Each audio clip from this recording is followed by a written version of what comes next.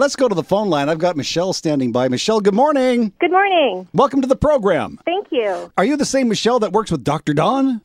Yes, I am one and the same. Fantastic. Wow. Now, when's the Dr. Don show on the radio? Every Monday night at 7 p.m. on AM 650. Monday night at 7 p.m. Nicely done. Wow. You should pay change for Dr. Don someday.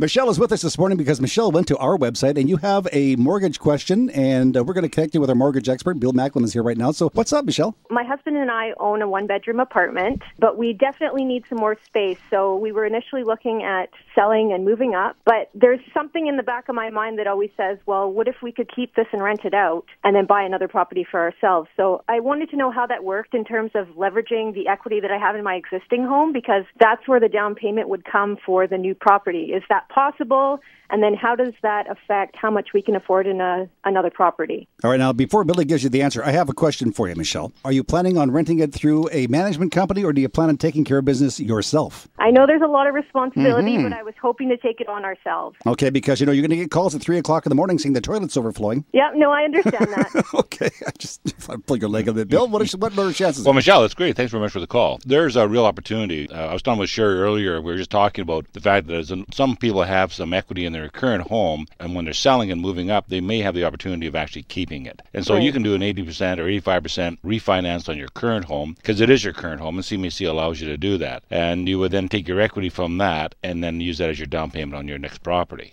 So I could take 85% of the equity I currently have. Exactly. As long as it's your current home, CMHC will allow you to go up to 85% on an equity takeout. And obviously you're using it for investment purposes, so that's a good thing. And then use that for the down payment for your next property. You want to make sure that your debt servicing works. You want to make sure that all the other things that you and I are talking about are going to work for you. You probably, as Tom was saying, you probably want to have a chat with someone like me about having a property manager. You're probably looking at about 8% of gross rent being the cost for your rental person, because you need to have someone that's going to walk through it every 3 months for the purposes of grow ops, that type of thing. You have to have someone that's actually licensed to be taking the money off them. So you may look at that, and it's also a tax deductible expense. So if you're in a 40% tax bracket, if you're paying, let's say it's you're getting $1,000 a month rent, which I don't know whether that's true or not, then that's going to cost you $80. And I'm looking at you and I'm thinking, well, you look like a pretty busy, talented lady. $80 a month doesn't seem like a whole lot of money to be spending to have someone else look after that for you. It's worth it too. Just a thought. And then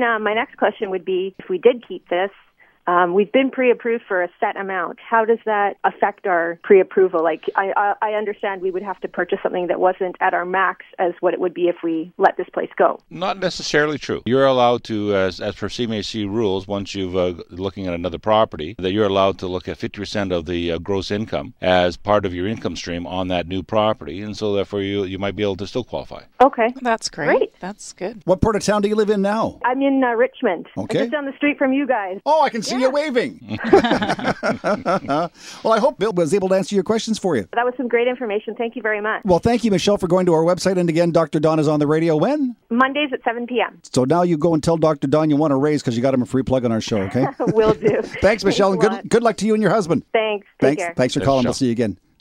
You work on the same radio station and you never get a chance to meet all these different people. So maybe what we should do, the three of us, is should show up, what did you say, 7 o'clock on Monday? 7 o'clock on Monday. Show up in the Dr. Don show. Yeah. We could do that. Anybody who's ever been in San Francisco, there was a Dr. Don on the radio down there at KFRC many years ago, but I don't know if it was the same person or not. Chances are not. I'm hoping not. No, I'm hoping it was. Anyway, so Dr. Don, 7 o'clock. It's Radio Real Estate right now. Time is 10:34.